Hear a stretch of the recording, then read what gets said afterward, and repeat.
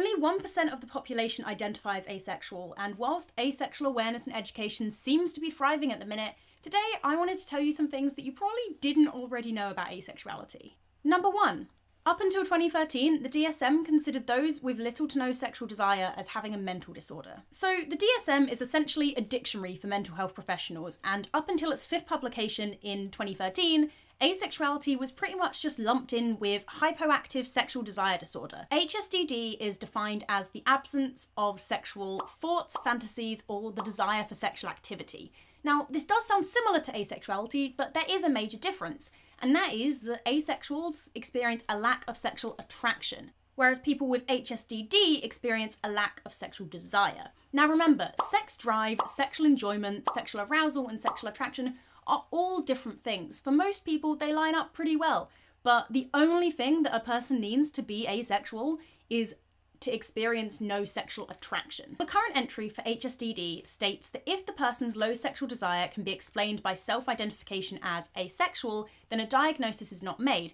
However, they put the word asexual in quote marks, as if it's not an actual reason for someone experiencing low sexual desire, and they also say self-identify. But what if you've never heard of asexuality? You can't self-identify with something that you don't even know exists. There are thousands of people out there who have been diagnosed with HSDD and gone through treatment for it only to discover afterwards that they might actually just be asexual. Number 2. Asexuals are not protected by the Equality Act of 2010. So sexual orientation is a protected characteristic, but the definition that the Equality Act gives for sexual orientation is this. Sexual orientation means a person's sexual orientation towards A, persons of the same sex, B, persons of the opposite sex, or C, persons of either sex. This doesn't actually include those who experience zero sexual attraction, despite the fact that asexuality is an orientation. This is pretty much just a legal loophole that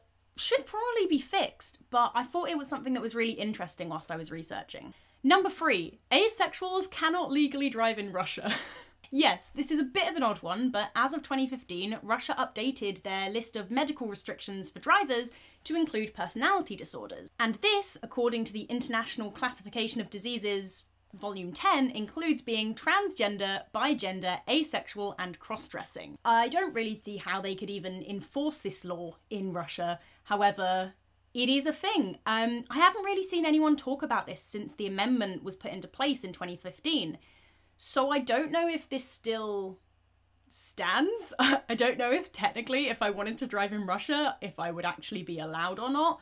Although saying that, I can't actually drive in England because I haven't got a driver's license, so you know. Number 4, there have only ever been 2 openly asexual political candidates. 2015, George Norman became the first and only openly asexual person to ever run for candidacy in the UK, and he ran in York, but unfortunately he was not voted in. However, in 2016, Joe Parrish in North Carolina became the first ever openly asexual voted in candidate. It is very mad to me that there are only 2 politicians in the world, from what I could find, that are openly asexual, and both of which are men, which, to be fair, says more about politics than it does about asexuality, but where is the representation for asexual people? But it really shows that there's no one really representing me in government.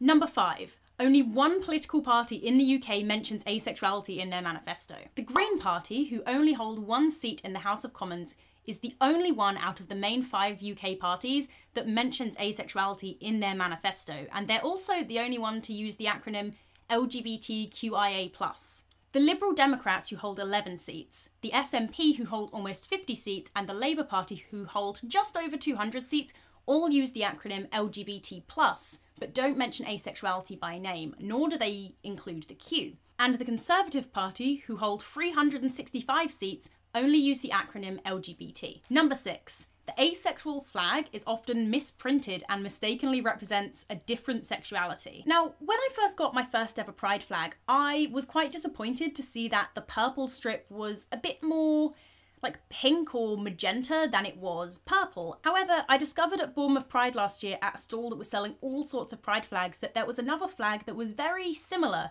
to the asexual flag, the only difference being that instead of a purple strip at the bottom, it was a pink strip. This was listed as the gynophilia flag, gynophilia being attraction to feminine people. I then noticed that they had an asexual flag with the actual colour purple on, so I bought that instead, but whilst it's probably not flag printing companies' fault that the purple was often printed as like a magenta-y colour, it does feel very strange to me knowing that the flag that I've been cherishing for years may not actually be the flag that represents my sexuality. This is the asexual flag.